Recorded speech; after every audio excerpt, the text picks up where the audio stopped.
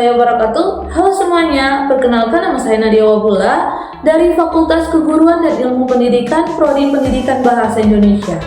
Nah, hari ini pembelajaran yang kita bahas tentang pembelajaran bahasa Indonesia dengan topik yang dipilih hari ini adalah unsur-unsur apa saja yang terdapat dalam sebuah novel. Nah, sebelum kalian menonton video ini, jangan lupa like, comment, and subscribe.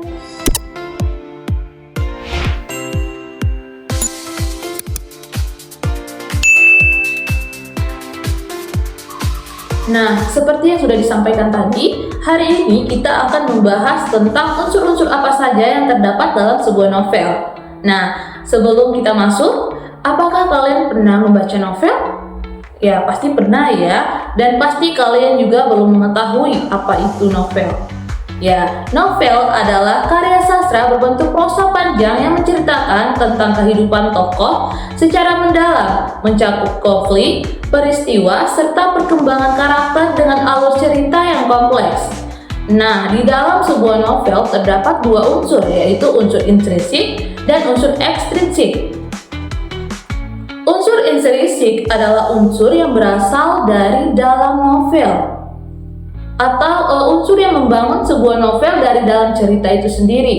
Unsur ini membentuk struktur cerita sehingga sebuah novel menjadi lebih utuh, bermakna, dan menarik untuk dibaca. Di dalam unsur intrinsik ini terdapat tema, alur, tokoh atau penokohan, latar, sudut pandang, gaya bahasa, serta amanah. Nah, yang pertama yaitu tema. Tema adalah gagasan pokok atau ide utama yang mendasari suatu cerita dalam karya sastra. Tema menjadi inti atau keseluruhan cerita. Contoh tema yaitu persahabatan, perjuangan, pendidikan, cinta, atau pengorbanan. Yang kedua ada tokoh atau penokohan. Tokoh adalah pelaku dalam cerita, sedangkan penokohan adalah cara pengarang menggambarkan watak, sifat, dan karakter tokoh-tokohnya. Yang ketiga ada alur atau biasa disebut dengan plot. Alur adalah rangkaian peristiwa dalam cerita yang disusun berdasarkan hubungan sebab akibat. Jenis-jenis alur yaitu ada alur maju, alur mundur, atau alur campuran. Yang keempat ada latar atau setting. Latar adalah keterangan tempat, waktu, dan suasana terjadi peristiwa tersebut.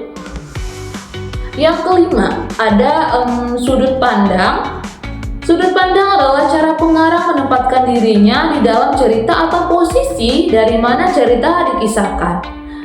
Secara pengarang bisa menyampaikan cerita itu melalui orang pertama atau sudut pandang orang ketiga.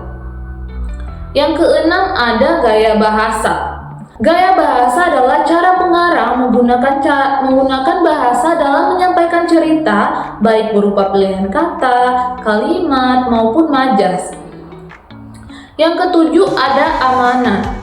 Amanat adalah pesan moral atau nasihat yang ingin disampaikan sang pengarang kepada pembaca melalui cerita.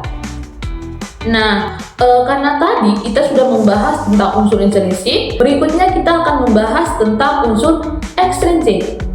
Unsur ekstrinsik adalah faktor-faktor di luar teks cerita yang mempengaruhi proses penciptaan novel, isi cerita, sudut pandang pengarang, serta nilai-nilai yang terpengaruh di dalamnya.